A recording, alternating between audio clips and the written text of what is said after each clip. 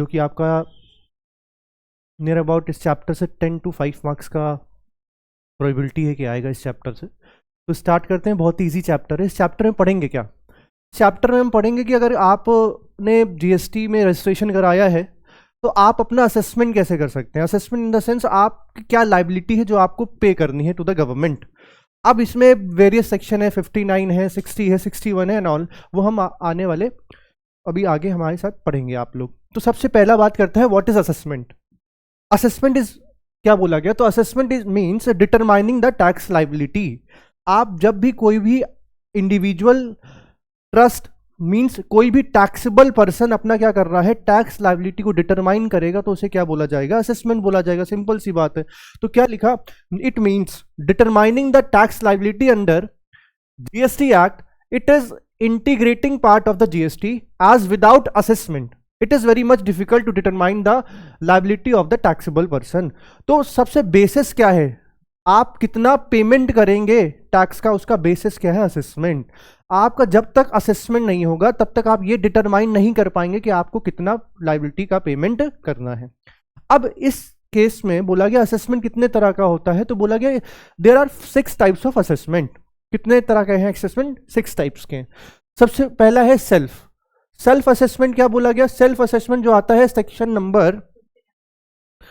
Number आता है 59 पे आता है सेल्फ असेसमेंट। ठीक है, सेक्शन नंबर 59 पे क्या आता है? सेल्फ असेसमेंट आता है, जो कि बात करेगा आप क्या करेंगे यहां पे सेक्शन नंबर 59 में। आप क्या करेंगे? आप खुद से क्या करेंगे? असेसमेंट करेंगे अपना। कोई प्रॉपर ऑफिसर नहीं आएगा, इंडिविजुअल को खुद से ही अपना क्या करना है? लायबिलिटी को कैलकुलेट करना है, सेल्स वैल्यू, ट्रांजैक्शन वैल्यू को डिटरमाइन करना है, उसके बेसिस पे क्या रेट लगेगा वो डिटरमाइन करना है, और टैक्स लायबिलिटी बता देना है। तो सबसे पहला क्या है? Self assessment. नेक्स्ट है प्रोविजनल। प्रोविजनल कब लगाएंगे? जब आप रेट ऑफ टैक्स नहीं डिटरमाइन कर पा रहे हैं, जब आप वैल्यू ऑफ ट्रांजैक्शन नहीं डिटरमाइन कर पा रहे हैं, आप ट्रांजैक्शन वैल्यू में क्या इंक्लूड करें क्या एक्सक्लूड करें ये आप नहीं जान पा रहे, तो आप क्या यूज करेंगे? Provisional assessment. नेक्स्ट आता है समरी असेसमेंट, जो शॉर्ट असेसमेंट टाइप का होता है, सबसे शॉर्टेस्ट असेसमेंट होता है, उसे क्या बोला गया? Summary assessment. नेक्स्ट आता है स्क्रूटनी। आपने रिटर्न फाइल किया, एक रजिस्टर्ड पर्सन ने क्या किया? रिटर्न फाइल किया, बट उसका क्या होगा? स्क्रूटनी होगा, चेकिंग होगा, वेरिफिकेशन होगा कि जो रिटर्न आपने फाइल किया है वो सही है कि नहीं, वो करेक्ट है कि नहीं, जो लायबिलिटी आपको पेमेंट करनी चाहिए थी वो लायबिलिटी आपने पेमेंट करी है कि नहीं। तो उसके लिए हम कौन सा असेसमेंट करेंगे? स्क्रूटनी असेसमेंट करेंगे of the registered person. Next आता है असेसमेंट ऑफ अनरजिस्टर्ड पर्सन। जिनको रजिस्टर्ड होना था बट वो रजिस्टर्ड नहीं हुए, तो उनको क्या बोलते हैं? Unregistered person. अब उनकी भी कुछ टैक्स लायबिलिटी हो सकती है, उनके केस में हम कौन सा असेसमेंट करते हैं? Assessment of unregistered person. और लास्ट में आता है assessment of registered person who has failed to file the tax return. मतलब जिसको टैक्स रिटर्न फाइल तो करना था बट वो फाइल नहीं किया, तो उस केस में हम उसका रिटर्न कैसे करेंगे, असेसमेंट कैसे करेंगे, वो हम लास्ट वाले में देखेंगे, जिसका नाम क्या है? Assessment of registered person who fail to file the tax return. अब आगे चलते हैं। सबसे पहला है आपका क्या? सबसे पहला क्या आता है? सबसे पहला आता है आपका self assessment. What is self assessment? ठीक है, व्हाट इज सेल्फ असेसमेंट? तो सेल्फ असेसमेंट का मतलब क्या होता है? सेल्फ असेसमेंट का मतलब होता है क्या? तो बोला गया it is an assessment, it is an assessment bye SSC और टैक्सेबल पर्सन बाय हिमसेल्फ। ठीक है, यहां पे क्या होगा? आप खुद से क्या करेंगे? असेसमेंट करेंगे, कोई भी प्रॉपर ऑफिसर यहां पे नहीं आएगा। The proper officer has no role to play in this type of assessment. यहां पे प्रॉपर ऑफिसर आपकी हेल्प करने नहीं आएगा, आप खुद क्या करेंगे? सारा का सारा असेसमेंट डिटरमाइन करेंगे, आप सारा टैक्स लायबिलिटी खुद क्या करेंगे? डिटरमाइन करेंगे। उसको क्या बोला जाता है? Self assessment. A taxable person who is registered under GST can calculate on his own liability according to the provision of GST and it is always assume that he act in a good way. तो यहां पे department आपके working के ऊपर क्या करता है? Trust करता है, गुड फेथ करता है कि भैया जितनी भी वर्किंग आपने करी है, जो लायबिलिटी आपने कैलकुलेट करी वो क्या है? सही है, और उसके बेसिस पे आपका असेसमेंट कर दिया जाता है, तो उसे क्या बोलेंगे हम? सेल्फ असेसमेंट बोला जाएगा। क्लियर है बात? ठीक। नेक्स्ट क्या आता है? नेक्स्ट आता है आपका प्रोविजनल असेसमेंट। तो व्हाट इज प्रोविजनल असेसमेंट? तो बोला गया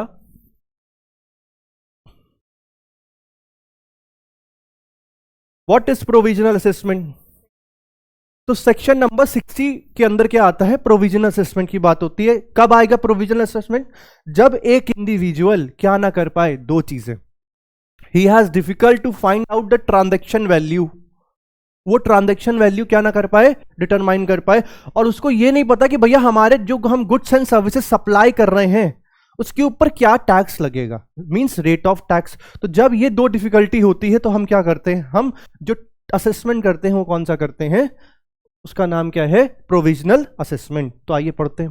it is an assessment in that the proper officer calculate the tax liability. यहां पे कौन टैक्स लाइबिलिटी कैलकुलेट करेगा, proper officer of the assessee.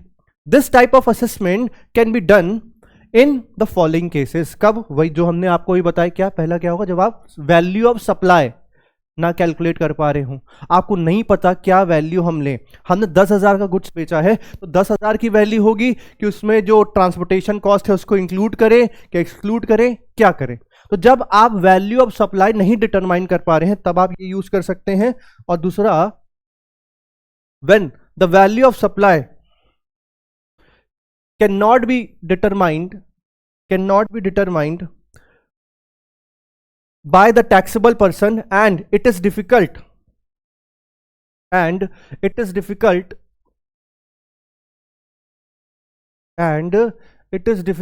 to ascertain the transaction value और क्या इंक्लूड किया जाए क्या एक्सक्लूड किया जाए। ठीक है, पहला क्या बोला कि हमें नहीं पता कि supply of goods and services का वैल्यू क्या है, दूसरा बोला गया ट्रांजैक्शन वैल्यू क्या है, तीसरा बोलता है हमें इंक्लूड क्या करना है और एक्सक्लूड क्या करना है, और लास्ट बोलता है कि हम कौन सा रेट ऑफ टैक्स लगाए। रेट ऑफ टैक्स किसके ऊपर लगेगा, एचएसएन कोड के ऊपर लगेगा। तो आप अपने गुड्स का क्लासिफिकेशन ही नहीं कर पा रहे हो। तब ये जो चार फैक्टर अगर आ जाएंगे तो उस केस में क्या होगा, हम प्रोविजनल असेसमेंट के लिए क्या करेंगे, एप्लीकेशन देंगे, क्योंकि हम तो नहीं कर पा रहे और बिना किसी को बुलाए कोई आएगा नहीं। तो क्या बोला गया, जब चार डिफिकल्टी हो, पहला डिफिकल्टी क्या बोलता है, value of supply of goods and services, दूसरा बोलता है क्या ट्रांजैक्शन वैल्यू होनी चाहिए, तीसरा क्या इंक्लूड करना है और क्या चीज एक्सक्लूड करना है, fourth classification of goods and services क्या है, और कौन सा रेट ऑफ टैक्स हमारे गुड्स और सर्विसेज के ऊपर लगेगा। अगर आप ये चार पांच चीजें डिटरमाइन नहीं कर पा रहे हैं तो उस केस में कौन सा असेसमेंट होगा भैया, प्रॉपर ऑफिसर आएगा और असेसमेंट करेगा, जिसका नाम क्या है, प्रोविजनल असेसमेंट। अब उस केस में क्या होगा, तो आप क्या करेंगे, एज एसएससी आप प्रॉपर ऑफिसर को इन राइटिंग एप्लीकेशन देंगे। वो एप्लीकेशन किसको देंगे, प्रॉपर ऑफिसर को। जब प्रॉपर ऑफिसर को आप एप्लीकेशन देंगे जिसका नाम क्या होगा, जीएसटी असेसमेंट 01, और सपोर्टिंग डॉक्यूमेंट के साथ क्या कर देंगे, आप उसको अप्लाई कर देंगे। एप्लीकेशन किसको आप दे देंगे, प्रॉपर ऑफिसर को। और इस केस में प्रॉपर ऑफिसर ऑर्डर पास करेगा कितने दिन में, 90 days from the receipt of request. जिस दिन आपने रिक्वेस्ट एप्लीकेशन दी है वहां से 90 दिन के अंदर ये पूरा प्रोसेस क्या हो जाना चाहिए, असेसमेंट का ऑर्डर पास हो जाना चाहिए। क्लियर है बात, कितने दिन के अंदर, टोटल 90 डेज के अंदर। ये क्या है हमारा प्रोविजनल असेसमेंट। थर्ड आते हैं, थर्ड बात करता है क्या, थर्ड बात करता है हमारा स्क्रूटनी ऑफ रिटर्न्स की बात करता है। तो स्क्रूटनी ऑफ रिटर्न मतलब क्या होता है, तो क्या बोला गया, आइए देखते हैं। लिखा है, it means scrutinise the return filed by the registered person by proper officer to verify the correctness of the return. तो जो रिटर्न एक रजिस्टर्ड पर्सन ने क्या करा है, फाइल किया है, उस रिटर्न को, उस रिटर्न का वैलिडिटी करेक्टनेस वेरिफिकेशन करने के लिए हम क्या करते हैं, स्क्रूटनी। और वो स्क्रूटनी कौन करेगा, एक प्रॉपर ऑफिसर क्या करेगा, स्क्रूटनी करेगा।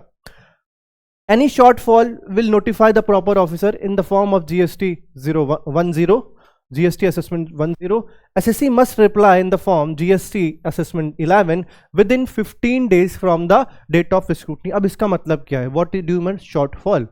बोला गया कि अगर आपने फाइल कर दिया होगा, आपने लाइबिलिटी भी पे कर दी होगी, लेकिन जो आपके अकॉर्डिंग लाइबिलिटी थी वो लेट से 10,000 आ रही थी, बट प्रॉपर ऑफिसर ने जब चेक किया तो लायबिलिटी 12,000 आ रही थी, तो 2,000 का क्या हो गया, शॉर्टफॉल हो गया, आपने कम पैसा क्या किया है, पे किया है। तो आपको प्रॉपर ऑफिसर क्या करेगा, नोटिफाई करेगा जीएसटी असेसमेंट 10 फॉर्म में कि भैया देखो जो तुमने असेसमेंट किया था अपना, हमने जब चेक किया तो 2,000 का क्या आ रहा है, शॉर्टफॉल आ रहा है, आपको हम नोटिस देंगे जीएसटी असेसमेंट 10 में, और इसका रिप्लाई हमें रजिस्टर्ड पर्सन किस में देगा, जीएसटी असेसमेंट 11 में, ठीक है, दैट इज जीएसटी असेसमेंट 11 में। कितने दिन के अंदर, 15 दिन के अंदर। कहां से, from the date of scrutiny. फिर क्या लिखा, where explanation offered are satisfactory. क्या लिखा, अगर कोई जो आपने एक्सप्लेनेशन दिया है, रिप्लाई दिया है रजिस्टर्ड पर्सन ने, वो क्या है, सेटिस्फैक्टरी है, तो उस केस में क्या होगा, then no further action will available against him, and if the explanation is not satisfactory within 30 days of being informed and registered person failed to take the corrective action for the month, the proper officer take repose and issuance of notice of any of the following provision। क्या बोला गया, बहुत simple, दो चीजें हैं। पहले तो हम आपको नोटिफाई करेंगे जीएसटी असेसमेंट 10 में, आपका रिप्लाई आना चाहिए जीएसटी असेसमेंट 11 में, दैट इज 11 में, कितने दिन के अंदर, 15 दिन के अंदर। आपने जो रिप्लाई दिया या तो वो सेटिस्फैक्टरी हो सकता है या तो वो सेटिस्फैक्टरी नहीं होगा। अगर वो सेटिस्फैक्टरी है तो सारी चीजें हैं, एक्शन क्लोज हो जाएगा, आपके अगेंस्ट कुछ नहीं होगा, आपका स्क्रूटनी खत्म हो गया।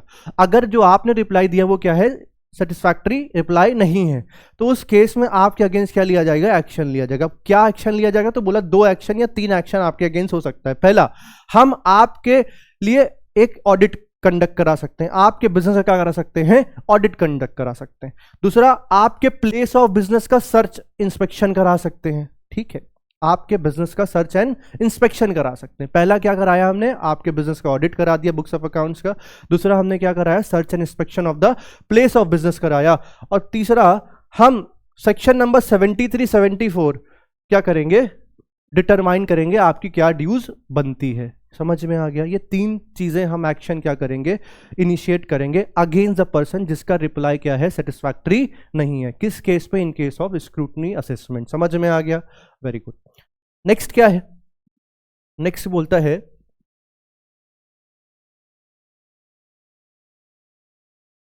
देखिए हमने आपको 3 चीजें बताई, तो वही 3 चीजें हैं यहां पे। आपका ऑडिट किया जाएगा, audit of place of business under section number 65। Direct the person in writing to get his books of account examine and audited by the chartered accountant section number 66। समझ में आ गया, तो हम आपके प्लेस ऑफ बिजनेस को audit कराएंगे, आपके बुक्स ऑफ अकाउंट्स को क्या करेंगे, ऑडिट कराएंगे और सर्टिफाई कराएंगे बाय द चार्टर्ड अकाउंटेंट। बोलेंगे भैया ये आपने जितने भी बुक्स ऑफ अकाउंट्स मेंटेन किए हैं in the financial year, in the preceding financial year, जिसके लिए आप क्या कर रहे हैं, टैक्स लायबिलिटी पे कर रहे हैं, वो आप जाके ऑडिट करा के आए, किससे, चार्टर्ड अकाउंटेंट से। नेक्स्ट आता है हमारा कौन सा असेसमेंट, उसका नाम क्या है, assessment of unregistered person, section number 63।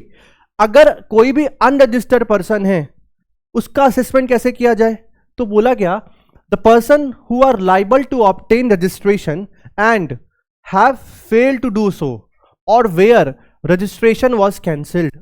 अब इसको पढ़ने से पहले हम आपसे कुछ 2-3 क्वेश्चन पूछेंगे। हमने रजिस्ट्रेशन वाले चैप्टर में 2 सेक्शन पढ़े थे, एक कौन सा था, सेक्शन नंबर 22, जो किसकी बात कर रहा था, पर्सन लाइबल टू रजिस्टर और person liable to obtain registration, और दूसरा था section number 24 means compulsory registration. अब 22 में क्या बोला था कि those who are person liable और क्या है, लाइबल टू पे टैक्स है और या वॉलेंट्री रजिस्ट्रेशन है, तो वो कहां पे आता है, सेक्शन नंबर 22 में आता है। और जो लोग के ऊपर मैंडेटरी था, वेदर आपका लिमिट ब्रीच हुआ है कि नहीं, आप इंट्रा स्टेट कर रहे हो या इंटर स्टेट कर रहे हो, कोई मतलब नहीं है। अगर वो आप चीजें कर रहे हो जो हमने नोट डाउन किया था कि कितने लोग थे, अगर उसमें से आप कोई भी काम कर रहे हो तो आपके ऊपर क्या लग जाएगा, कंपलसरी लग जाएगा रजिस्ट्रेशन। कौन से सेक्शन में, तो सेक्शन नंबर 24 था उस केस में। अब यहां पे बात कही, या तो आप 24 में आओगे या तो 22 में आओगे, और आपके ऊपर लेट्स से 22 था, आपकी लिमिट ब्रीच कर गई 40 लाख और 20 लाख की, उसके बाद भी आपने क्या किया, रजिस्ट्रेशन नहीं कराया, तो आप किस में आ जाएंगे, आपका असेसमेंट किस में होगा, असेसमेंट अंडर या assessment of unregistered person, section number 63।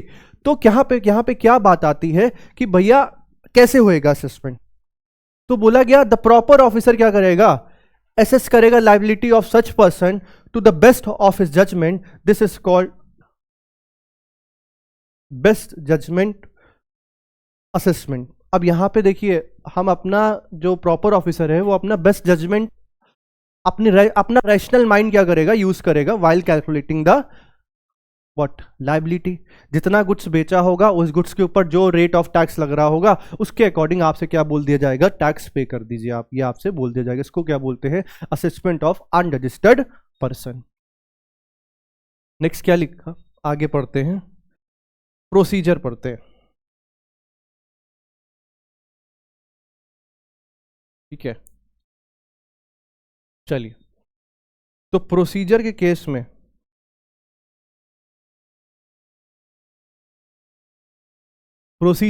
में क्या है, बोला गया पहला, सबसे पहले आपको आइडेंटिफाई करना पड़ेगा कि भैया रजिस्टर्ड पर्सन कौन है। तो जो लोग रजिस्टर्ड नहीं होंगे वो क्या बन जाएंगे, हमारे रजिस्टर्ड पर्सन, अनरजिस्टर्ड पर्सन। तो बोला गया सबसे पहले आप क्या करेंगे, आइडेंटिफाई करेंगे, that is identification of what, unregistered person. दूसरा आप क्या करेंगे, उनको एक शो कॉज नोटिस भेजेंगे, it is SHOW, show cause notice भेजेंगे। क्या भेजेंगे, शो कॉज नोटिस भेजेंगे, reminding them to explain why an assessment should not be made against in the form, क्यों आपके अगेंस्ट असेसमेंट क्यों ना किया जाए। आप तो पहले अनरजिस्टर्ड हो, आपने टैक्स पे नहीं किया, अब ये बता दो आपके अगेंस्ट हम क्यों ना करें असेसमेंट को स्टार्ट, इनिशिएट क्यों ना करें। कौन से फॉर्म में पूछा जाएगा, GST असेसमेंट 14 में पूछा जाएगा। फिर क्या होगा, after consideration the representation based on the available information the proper officer will assess the tax liability to the best of his judgement. जो आपने रिप्लाई दिया है फिर उसके बेसिस पे हम आपका क्या करेंगे, टैक्स लायबिलिटी को डिटरमाइन करेंगे। इसको कहते हैं assessment of unregistered person, section number 63। Clear है बात। तो सबसे पहले हमने क्या पढ़ा, सेल्फ असेसमेंट पढ़ा। दूसरा हमने क्या कौन सा पढ़ा, स्क्रूटनी पढ़ा। थर्ड हमने पढ़ा असेसमेंट ऑफ प्रोविजनल असेसमेंट पढ़ा। और अभी पढ़ा हमने कौन सा, assessment of unregistered person. Clear है बात। सेक्शन नंबर 59 किसका है, सेल्फ असेसमेंट का है। सेक्शन नंबर 60 किसका है, प्रोविजनल का है। सेक्शन नंबर 61 किसका है, स्क्रूटनी का है। और सेक्शन नंबर 63 किसका है, आपका असेसमेंट ऑफ अनरजिस्टर्ड पर्सन। कोई दिक्कत इसमें, चलिए आगे। नेक्स्ट क्या बात होती है इसमें, लास्ट पॉइंट क्या बोला गया, the order of assessment must be issued, कितने दिन के अंदर इशू हो जाना चाहिए ऑर्डर। तो बोला गया the order of assessment must be issued within what, within 5 year. कहां से, from the due date for furnishing the annual return for the financial year to which tax not paid. बोला जिस financial year के लिए आपको tax पे करना था उसकी जो ड्यू डेट है वहां से 5 साल के अंदर आपका क्या हो सकता है, असेसमेंट हो सकता है। मतलब GST डिपार्टमेंट में 5 साल का पीरियड है पिछले कोई भी फाइनेंशियल ईयर का देखने का, कि अगर आप अनरजिस्टर्ड थे, मान लेते हैं 20 to 21 आप अनरजिस्टर्ड थे, आप खुश हो गए कि भैया हम बिजनेस कर रहे हैं, कोई GST का कोई नोटिस मेरे पास नहीं आया। तो 20 to 21 का एनुअल रिटर्न का एक ड्यू डेट होगा जो हम पढ़े थे दिसंबर में होती है। तो वो दिसंबर से 5 साल का पीरियड है किसके पास, GST डिपार्टमेंट के पास, कि आपका क्या कर सकती है, वो असेसमेंट कर सकती है। कौन से सेक्शन के अंदर, 63 सेक्शन के अंदर। क्लियर है बात, समझ में आ गया बात। नेक्स्ट आते हैं हम किस पे, तो हम आते हैं अब, अगर आप अनरजिस्टर्ड पर्सन है तो क्या कंसिक्वेंसेस हो सकते हैं, व्हाट आर द कंसिक्वेंसेस। देखो भैया, अनरजिस्टर्ड हो तो इनवॉइस नहीं दे सकते, अनरजिस्टर्ड हो तो ITC नहीं ले सकते। हाँ, सिंपल सी बात है। तो क्या बोला गया, सबसे पहला payment of tax interest penalty for non registration. सबसे पहले आपको पेनल्टी लगेगा, टैक्स देना पड़ेगा, क्योंकि आप अनरजिस्टर्ड थे। जितना गुड्स बेचा है, जितनी वैल्यू का बेचा उसके ऊपर क्या लगेगा, पेनल्टी लगेगा और इंटरेस्ट लगेगा। नेक्स्ट, फॉर नॉट एलिजिबल, आप ITC के लिए एलिजिबल नहीं है क्योंकि आप अनरजिस्टर्ड है। और if tax amount is not paid, proceeding can initiate under section 79। जितना भी टैक्स अमाउंट आता है after the determination of tax liability, अगर आप वो भी पे नहीं करते हो तो आप क्या हो जाएगा, प्रोसीडिंग इनिशिएट करी जाएगी सेक्शन नंबर 79 के अकॉर्डिंग। क्लियर है बात, समझ गए। यहां पे हमने 4 अपने असेसमेंट के प्रोसेस कंप्लीट कर लिए। क्लियर है। अब मेरा बचा है क्या, समरी बचा है, फिर एक रजिस्टर्ड पर्सन का बचा है, और उसको देखते हैं। आइए, तो व्हाट इज समरी असेसमेंट, क्या होता है समरी। तो क्या बोला गया, समरी असेसमेंट इज व्हाट, तो summary assessment it is a fast track assessment. क्या है ये, फास्ट ट्रैक असेसमेंट है, which is used in exception circumstances. The proper officer where the proper officer has reason to believe that any delay in assessing the liability or the tax may be adverse impact और effect the interest of the revenue. Simple सा क्या बोला गया, जब proper officer को ये लगता है कि भैया अगर हम इसका फास्ट ट्रैक असेसमेंट नहीं करेंगे तो गवर्नमेंट का रेवेन्यू क्या हो जाएगा, major loss in the government revenue हो जाएगा। तो वो लॉस को बचाने के लिए हम क्या करते हैं, आपका असेसमेंट करते हैं किसके अंदर, समरी असेसमेंट के अंदर। क्लियर है बात। इट इज जनरली कंप्लाइड या applied in the such cases where the tax liability readily one unascertainable and there is perceive to revenue involving default. किस केस में होता है, बोला जब आप डिफॉल्ट कर रहे हो, ठीक है, हमें लग रहा है कि आप डिफॉल्ट कर सकते हो, आप पेमेंट नहीं कर सकते हो, आप पेमेंट को इवेट करना चाहते हो, टैक्स का इवेजन करना चाहते हो, तो उस केस में हम क्या करेंगे, आपका स्क्रूटनी करेंगे। कौन से सेक्शन में आपका असेसमेंट होगा, तो बोला असेसमेंट अंडर समरी असेसमेंट होगा। क्लियर है बात, सेक्शन नंबर 64। क्लियर है बात। क्या लिखा, परमिशन और अप्रूवल किसकी चाहिए, देखिए बिना परमिशन के हम ये समरी असेसमेंट नहीं कर सकते। तो बोला गया आपको क्या चाहिए, परमिशन चाहिए होगा, किसका, तो बोला you have required means proper officer को परमिशन चाहिए। किसका ऑफिसर को परमिशन चाहिए, तो बोला अप्रूवल ऑफ ज्वाइंट कमिश्नर और एडिशनल कमिश्नर रिक्वायर्ड। अगर आप समरी असेसमेंट करना चाहते हैं तो आपको या तो ज्वाइंट ऑफिसर, ज्वाइंट कमिश्नर या तो आपको एडिशनल कमिश्नर का क्या चाहिए, परमिशन चाहिए। बिना अप्रूवल परमिशन के आप समरी असेसमेंट को इनिशिएट नहीं कर सकते। तो क्या बोला, आइडेंटिफाई करिए केसेस जहां पे आपको समरी असेसमेंट करना है and obtain prior permission of the joint commissioner and or the additional commissioner. The proper officer passing an order of summary assessment along with the interest and penalty may not give opportunity of being heard before the passing. अभी तक जितना भी show cause notice मिल रहा था वो किस लिए मिल रहा था, ताकि आपको अपॉर्चुनिटी दी जाए कि आप अपना जवाब दें, अपना रिप्लाई दें। बट ये एक ऐसा एक्सेप्शन है जहां पे हम आपको अपॉर्चुनिटी ऑफ बीइंग हर्ड नहीं दे रहे हैं। आपके अगेंस्ट सीधे एक्शन लिया जा रहा है, सीधे आपके अगेंस्ट ऑर्डर पास कर दिया जाए बिना आपसे कुछ पूछे, क्योंकि आपने क्या किया है, आप तो पहले अनरजिस्टर्ड हो, अनरजिस्टर्ड के बाद आपने टैक्स पे नहीं किया है, तो major loss of the government हो रहा है रेवेन्यू का। इसलिए गवर्नमेंट आपको कोई भी अपॉर्चुनिटी ऑफ बीइंग हर्ड नहीं दे रहा है और सीधे सीधे आपके अगेंस्ट क्या हो रहा है, एक्शन पास किया जा रहा है। समझ में आ गया, कोई दिक्कत इसमें। इसको क्या बोलते हैं, समरी असेसमेंट। कब करते हैं, एक्सेप्शनल केस में करते हैं। एक्सेप्शनल केस क्या हो सकता है, रेवेन्यू का लॉस हो रहा है या आप टैक्स इवेट कर रहे हैं। तो इस केस में सबसे पहले हमें ये आइडेंटिफाई करना पड़ेगा कौन सा केसेस है जहां पे हम समरी असेसमेंट कर सकते हैं। जब हमने वो केसेस आइडेंटिफाई कर लिया तो हमें अप्रूवल चाहिए किसका, दो लोगों का, दो में से किसी एक का, या तो ज्वाइंट कमिश्नर का या तो एडिशनल कमिश्नर का। वो अप्रूवल मिलने के बाद हम सीधे ऑर्डर क्या कर देंगे, पास कर देंगे, बिना without giving the opportunity of being heard. Clear है बात। नेक्स्ट आता है, क्या बोला गया,